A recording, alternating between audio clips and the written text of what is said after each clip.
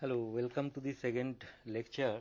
In our first lecture, I have told you that how to analyze AC circuit. By analysis of AC circuit means we will be interested to know the steady state currents in the circuit. We will not be interested to know what will be the transient current.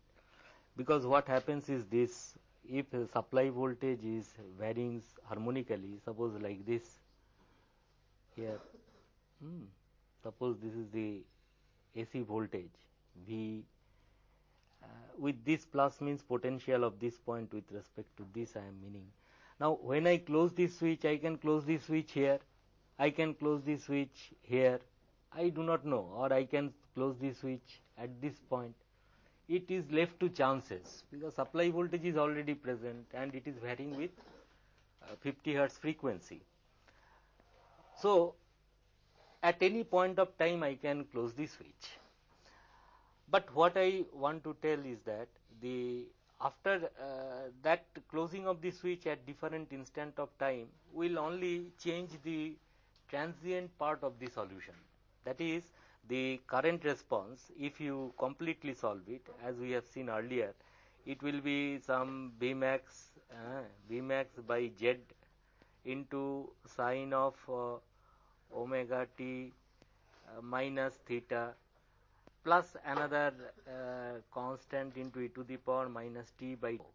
The complete solution of this by classical method will be in this fashion. However, if I close the switch here at this point, the equation of this sign, that is t equal to 0, I am measuring from this time. The equation of this waveform then should be written as Vmax sine of this waveform is leading this one by this omega t plus some angle alpha. That is, if alpha equal to 0, as if I am closing the switch at this point when voltage is 0 going up. If alpha is equal to pi by 2, it means that I have closed the switch when the voltage is maximum. So this alpha, have you understood? It has nothing to do with power factor angle of the circuit. Are you getting? That is what, in which way should I write down the input voltage equation?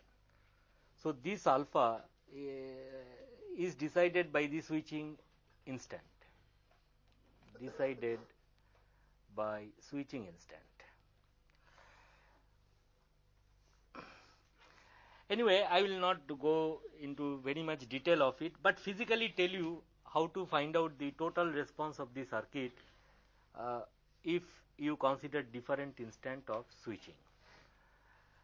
For that, we should remember only two facts. That is, in case of a purely inductive circuit or inductance, current through inductor cannot change instantaneously. That is one of the very basic fact. Current through inductor cannot change instantaneously.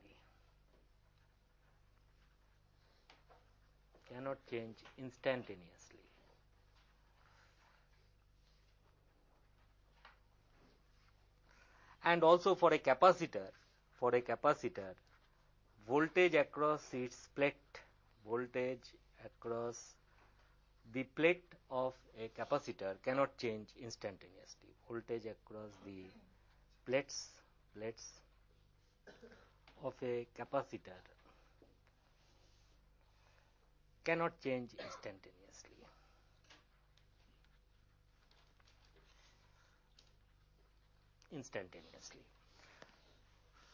Of course, the more fundamental rule is that the flux linkage through an inductor cannot change instantaneously. From that, we can show that current through the inductor cannot change instantaneously. Now, how this will help us to draw the exact waveform of the current without doing any mathematics, that I want to tell you. That is very interesting with reference to the same circuit. Now, suppose this is the supply voltage which is existing across the supply voltage terminal.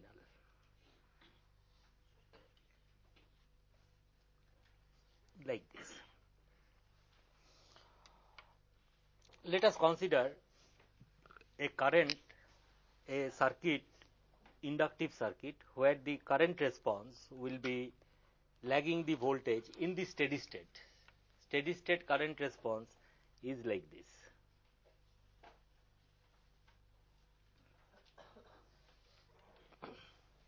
This is current, steady state current, steady state, and this is the voltage, and this is the time axis, omega t. Now, what I am telling that the circuit, the switch may be closed, this switch may be closed when the voltage is 0 going towards positive, or I may close the switch at this point of time when voltage is maximum, or I may close the switch at this point when 0 but going towards negative, like that. Now let us consider what will happen to the current response. And what is ISS? ISS is the steady state current which we can get by the phasor diagram. This current is present, steady state current. Now suppose, let us assume I am the luck so favors that I have closed this supply voltage, the switch of the circuit, when the supply voltage was this much. Are you getting? Supply voltage, two terminals are there, voltage is changing with time. Now suppose it has so happened, I have closed the switch without knowing, of course, that it has so happened when the steady state current is 0, at that time the supply voltage has been switched on to the circuit. Steady state demands the current through the inductor at that instant is 0. And prior to the switching on of this circuit, what was the current through the inductor? It was 0. That let us assume inductor was not carrying any current prior to this switching action. Therefore, by this fact that current through the inductor cannot change instantaneously, the moment you close the switch, prior to that instant, current through the inductor was 0. And when you close the switch, current through the inductor, because of steady state current, will be also 0. Therefore, if someone closes this switch at this instant, there will be no transient response. Circuit will straight away go to the steady state condition like this. This point will be further clear if I consider the closing of the switch at some other instant. For example, if somebody closes the switch such that voltage was 0 and rising at this point, suppose you close the switch, then let us see what happens. If the circuit is closed at this point when voltage was 0 but going towards positive, then your steady state demands current should be of this magnitude flowing in the opposite direction, because I direction I have assumed like this. But prior to the switching on here, what was the current through the inductor? 0. And if you close the switch here, the current demanded by the steady state solution is this much, negative. But then this rule will be violated. Current through the inductor cannot change instantaneously. So what appears in the circuit on its own, that another current of equal magnitude here, this one, will appear here. In order to satisfy that condition, current through the inductor cannot change instantaneously. Of course, one should not be under the impression where from you are bringing the current. The fact is this, you forget about physical aspects. You solve the circuits. You will see yourself that this current appears in the solution in the form of this exponential term. So what will happen? This current will appear. I am trying to giving you a physical interpretation of that solution. What is this? That is this current, this length you cut out here. This much current has to flow at this point of time in the opposite direction, such that this condition will be satisfied. However, there is no voltage to sustain this current. AC current will be sustained by this one. Okay. So this current will decay down with its own time constant decided by L by R ratio of the circuit. Therefore, this one, the total response of the circuit will be here if I plot it, the current waveform, it will start from 0. Initially, for some 1 or half cycles or 2 cycles, this current response will be somewhat asymmetrical. After few cycles, it will be fully sinusoidal, because by that time this exponentially decaying component has decayed down to 0, or practically no significant current flows because of that exponential thing, and your final steady state will be reached, and that value is decided by L by R of the circuit. So this aspect, of course, I will ask you, because you have done also a network course earlier, to solve this circuit, keeping this alpha in the circuit, where alpha will take care of this instant. You can write down a program that alpha is this much, then what will be the current response, and that you can plot using MATLAB or whatever it is, the current response of the circuit, and see the asymmetry introduced in the circuit at this instant. But the most important point is, there are some instants when the circuit is switched on, there will be no transient present in the circuit. Circuit will straight away go to the steady state condition. Anyway, this has got some far-reaching implications in some circuitry. For example, I will tell you one just example in the circuit. Suppose you have a circuit whose R value is very low. R is low. Inductance value is large. Inductance value is large. Such that the current in the circuit will be practically lagging, steady state current in the circuit will be practically lagging the voltage by 90 degree. Suppose this is the voltage.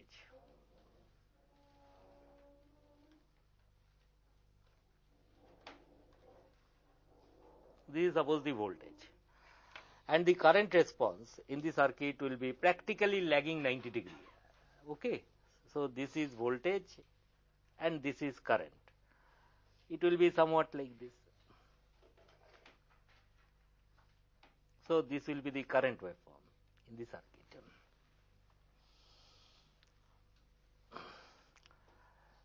Steady state current.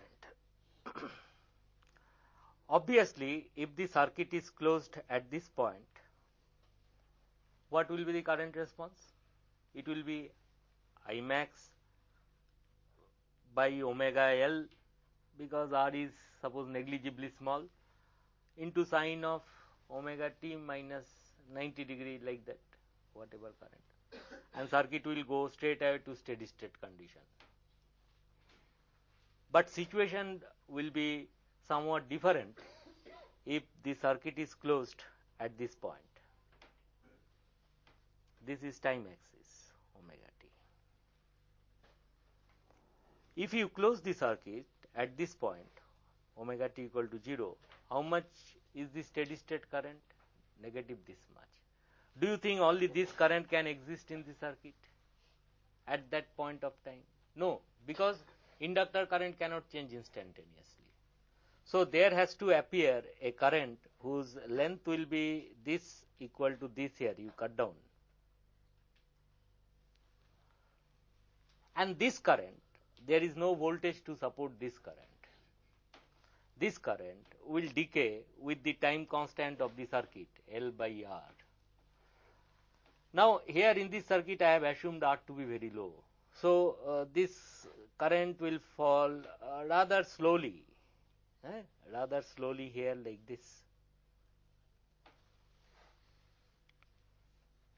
So in the circuit, what will be the total current? Point by point addition of this current and this current will be the total response of the current in the circuit.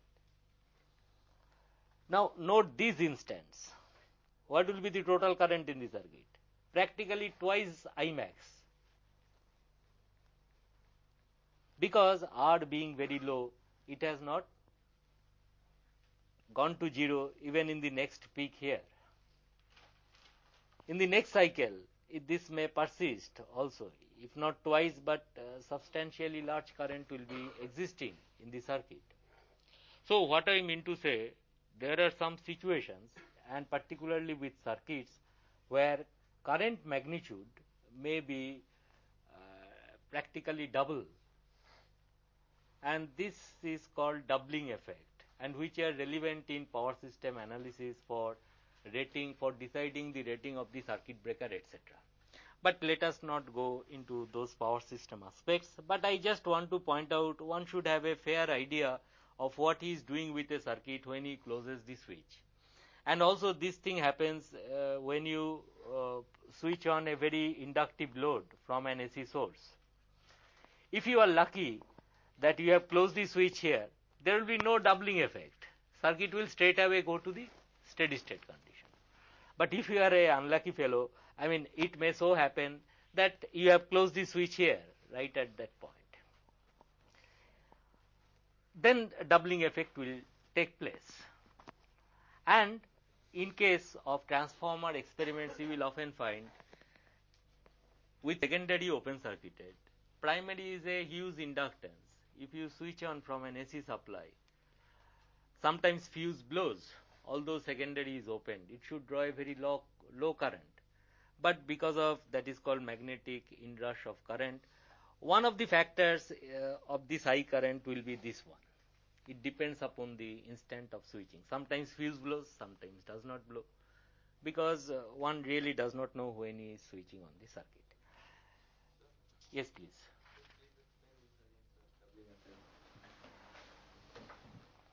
Doubling effect is see when you solve any AC circuit here, IT, forget about the physical interpretation. Suppose I assume when I close the switch at any point of time, I am going slowly, but listen carefully once again. Suppose applied voltage could be anywhere in this waveform. I do not know when I am closing the switch. Suppose I close this switch here. What should be the equation of the voltage? V max sin omega t, I will write applied voltage equation. If I close the switch at this point and voltage is rising, what should be the equation of the voltage? V max sin omega t. It is sine function. Suppose I close the switch at this point when the voltage is maximum. What should be the equation of the sine wave now? I have started counting time from this instant. What will be the equation of this one? That is cosine omega t or sine omega t minus 90 degree, because then see your supply voltage is omnipresent across these two terminals. Now by which equation you call it is solely my own business. Now suppose I have closed the switch here. I will write this equation because I have started counting my time from this instant. The equation of this waveform will be what? V max sin omega t. Now suppose I close the switch here. Suppose at this point switch is closed. Then this equation, this one, omega t equal to 0. Had there been a waveform here starting, this would have been my sine wave. So this is leading this by 90 degree. So this is cosine omega t. Are you getting?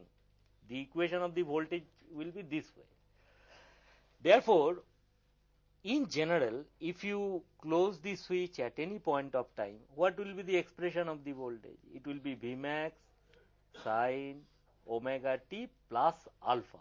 This alpha, I am trying to tell, has nothing to do with your L omega r, not a property of the circuit, but rather the instant when I am closing the switch.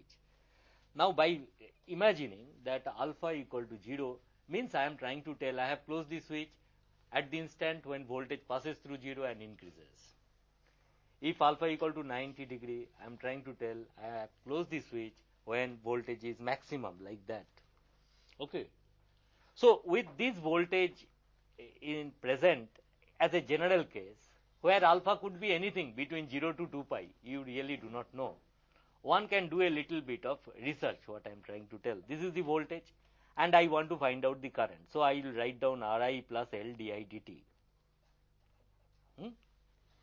And I will solve this expression assuming alpha to be constant now. Once I have closed the switch, alpha is known.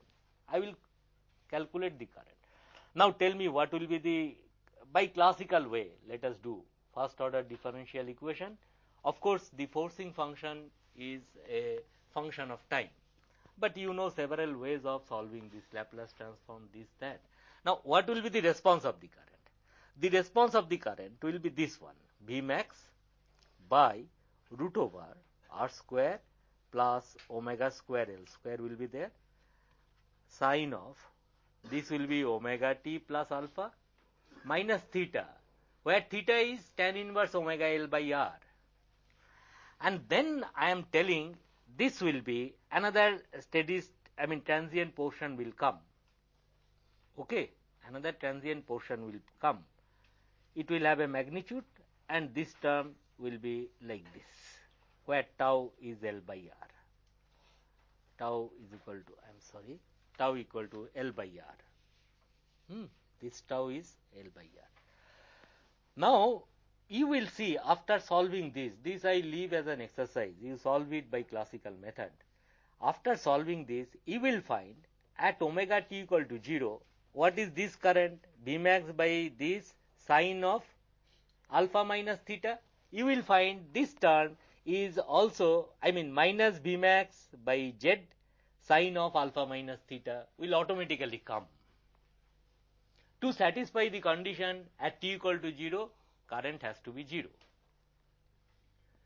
Now, therefore, if you now solve this circuit by considering alpha equal to 30 degree, alpha equal to, any interval change you do and find out the current response, you will find the response of the current will be sometimes asymmetrical and finally coming to steady state, and sometimes it will be going straight away to steady state. For example, this term, the magnitude of this term, I can straight away write. It will be by inspection I am writing, not doing any mathematics, but knowing this one. This will be this V max by Z, V max by Z, into sine of alpha minus theta, preceded by a negative sign it will come. So, at what time this term will not be present? No transient will be present at what time? When alpha equal to theta. This response I will be B max by Z sine of omega t plus alpha minus theta minus of B max by Z into sine of alpha minus theta will come if you solve it, and it will be e to the power minus t by tau. When this exponential term will not be present? When alpha equal to theta. Suppose I don't bother about any physical interpretation. You solve it classically. You will get a solution like this. What is alpha? Alpha is my own interpretation. That is when I am closing the switch. Let us assume I have closed the switch at omega. I will not say omega t, I will say at the time when voltage is 0 going to positive, or alpha will be equal to 90 degree if you have closed the switch at this instant, like this. If you have closed the switch at this instant, I will say alpha equal to pi and so on. Clear? So, this way we will be doing. So, anyway, this will be the transient response of the circuit. Now, you go through it. Okay. Now, this is okay. But what I will do is this now. Let us forget about this transient aspect right now. We will be interested in steady state performance of AC circuit. So, we will assume that the transient have died down after some time and only sinusoidal voltage and currents are existing. Now, with that in mind, let us now come to the power in an AC circuit. Very quickly I will go. Power in AC circuit. Power in AC circuit. While dealing with power in AC circuit, the problem is that there are some times when the power will be drawn from the supply and sometimes power will be given back to the supply.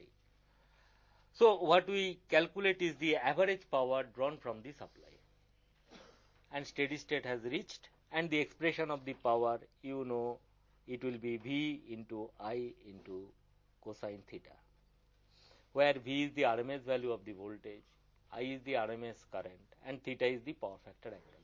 This is the, and we give a name kilowatt. The primary thing what I want to tell here, apart from this, there are quantities which are called VI, whose rating is kVA, and another quantity called Q, which is called reactive power, which is VI sin theta. And it is written like this. Remember, cosine theta, sin theta has got no dimension. So all of them, it appears, should have same units. Kilowatt, kVA, kVAR are given different names to each of them in order to distinguish several things. The idea is like this. Suppose you have an AC circuit where a pure, so this is called active power, this is called reactive power, and this is called volt ampere rating of the circuit. Now I will tell you what each of these means. That I will tell you in the form of an example. Suppose you have an AC supply 200 volt RMS applied across a 20 ohm resistance. You have another circuit where same 200 volt AC I have applied, and it is purely inductive, and whose resistance or impedance is 20 ohm, reactance is 20 ohm. And you have another circuit here which is capacitive and which is also 20 ohm reactance 1 by omega c, and this is also 200 volt. Now if you connect 3 ammeters here in the line of each of the circuit, each of them will read 10 ampere. Because MI meters reads the RMS current, each of them will read 10 ampere. This problem I will pose it in this way. Suppose there are 3 consumers. Consumer 1 has connected a 20 ohm purely resistive load across the supply given to his house, 200 volt. Another consumer has connected a purely inductive load, 20 ohm. And another consumer has connected 20 ohm purely. Now in inductor, if you draw the voltage and current waveform, you will find sometimes inductor is absorbing power from the circuit. That we can easily identify. If you draw this one, this is suppose the voltage waveform of the inductor, and this is the current waveform of the inductor, like this. At this point, voltage and current directions are opposite, and it will deliver power. At this point, so long voltage and current are positive, it will absorb power. Okay? Any element, suppose you have an element, this point should be understood. If you have any element, resistance, inductance, capacitance, whatever it is, if the voltage polarity across the element is like this and current enters through the plus terminals, it absorbs power. Any device which has got this side plus, this side minus voltage, and current comes out from the positive terminal, it delivers power outside. This we know from a battery concept and this one. In case of a inductive circuit, therefore, sometimes power will be drawn, you can identify those zones, and sometimes power will be given back to the supply. And this inductor, if you touch, it will never be hot. Sometimes it stores energy, sometimes it pumps back energy into the source. So a to and fro motion of energy takes place in an inductor and also in a capacitor, because they are energy storing devices. However, in a resistance it is not so, because of the fact the voltage and current relationship in a resistance is like this. This is the voltage, this is the current. When the supply voltage polarity changes, current too changes. Therefore, power is always absorbed by a resistance and it is never returned back to the supply. But in case of inductor, it is not like that. For example, consider this zone. Inductor is like this. This is the voltage I have plotted, inductor, VL, and this is the current direction I have assumed, from which I have got this solution. Now, between 0 to pi by 2, you find voltage is really positive. So, this is plus, this is minus. But what happens to current? Current I have shown here, but got negative. Actually, current is flowing like this. Therefore, from the inductor, from the positive terminal, current is coming out. So, it acts as a battery sort of thing. It gives out power. Consider this instant. When voltage across the inductance is really positive, that is whatever I have assumed here, that is correct, and current is also positive. It absorbs power. So, over a cycle, 360 degree, sometimes it draws power from the supply, and the same power will be returned back at different time zones. That we can easily find out. The point is, this will not be hot. This resistance you touch, it will be hot physically. It is absorbing energy and dissipating it, and there is no question of any recovery because of this nature of current. In a capacitor too, it will store energy some cycle, and in some other cycle it will give back energy. Now, the point is, suppose you are supply authority who is giving supply to different consumers. Now, which consumer will be more acceptable to you? This fellow, or this fellow? Which one? First one. Because of the fact,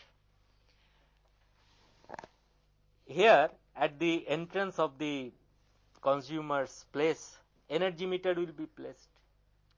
And energy meter is nothing but watt meter, and then you multiply with time like that. So, basically its reading will be VI cosine theta. So, at the end of the month, the energy meter reading of this fellow will be 0.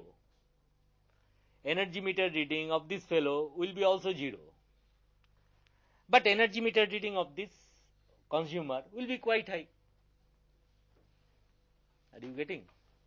Cosine theta of this power factor here is 0. Power factor of this fellow is also 0. But power factor here is unity.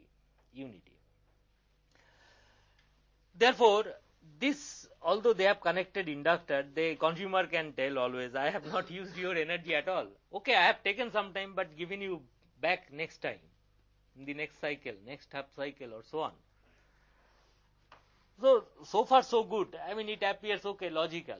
But there is a problem. Problem is that you see your supply authority.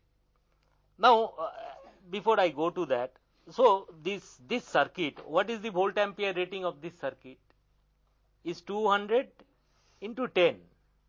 That is 2 kVA. Volt ampere rating of this circuit also I will tell 2 kVA. This is also I will tell 2 kVA. Okay, all the consumers are rated to be 2 kVA. But the problem which comes for the supply people is like this. That, see, all the consumers are connected in parallel, na? All the consumers are connected in parallel. And supply authority is giving you power through cables or overhead lines, starting from your generating stations right up to your doorsteps. The cable is coming. At various points, the consumers are connected in parallel. So, the total current in the circuit will be the sum of all these currents. Clear? The magnitude of the current to be delivered by your generator or your overhead lines will be decided by some of the currents. How much current your overhead conductor will carry is not decided by how much kilowatt one is consuming. It depends upon the amperage, how much ampere you are taking. Therefore, the size of the conductors will be larger. That is, if your consumers are like this, all have connected inductive load, let us assume 20 ohm each one will carry 10 ampere. So 30 ampere has to be carried by these conductors, which is connected between generating station and these fellows. And the conductor cross section will be higher. So supply authority has to invest a lot at the initial stage, with the understanding all of them will carry some 10 ampere current. So conductor cross section, and also, as you know, these conductors has got some resistance, the transmission lines, there will be power losses in the lines. Although your consumers is not using any active power here for this inductive and capacitive load, but they are contributing to the total magnitude of the current, which is to be supplied over transmission lines, which may have resistance in them, and therefore there will be unnecessary power loss in the transmission lines.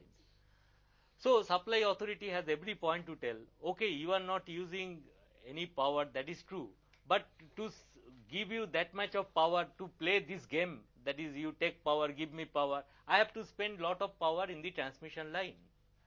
Who will pay for it? Is it clear? Therefore, what power supply authority, to avoid such imaginary consumers at any length, they will specify you have to take power at so much of power factor, otherwise you will be penalized.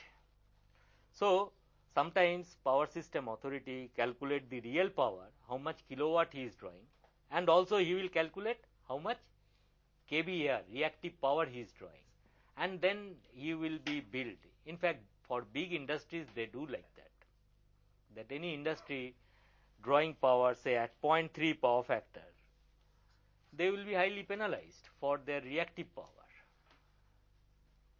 Okay, so in AC circuit these things must be understood. So you calculate the active power, reactive power, and see like that. But in practice what happens is this so the ideal situation would be all the load is having unity power factor, so far as the supply point of view, but unfortunately that cannot be met because of the load inherently is inductive in nature. For example, your fans in your house, they are inductive. Transformers connected in the power systems, they are inductive. The fluorescent lamp is having a choke in the circuit, they are inductive. So there will be power factor, existing power factors, which is dictated by the existing loads, for which consumer should not be blamed. That is having a lagging power factor in general. Induction motors, they are all lagging power factor, largely used. So generally that's why they will specify, see, power factor you have to do, maintain something like 0.8 power factor, like that is a very standard practice. Now suppose I will just tell you one thing and then go to my next topic, that is, suppose you have, your hands are tied, in your house you have connected a pump which is inductive in nature, and suppose its power factor is 0.6,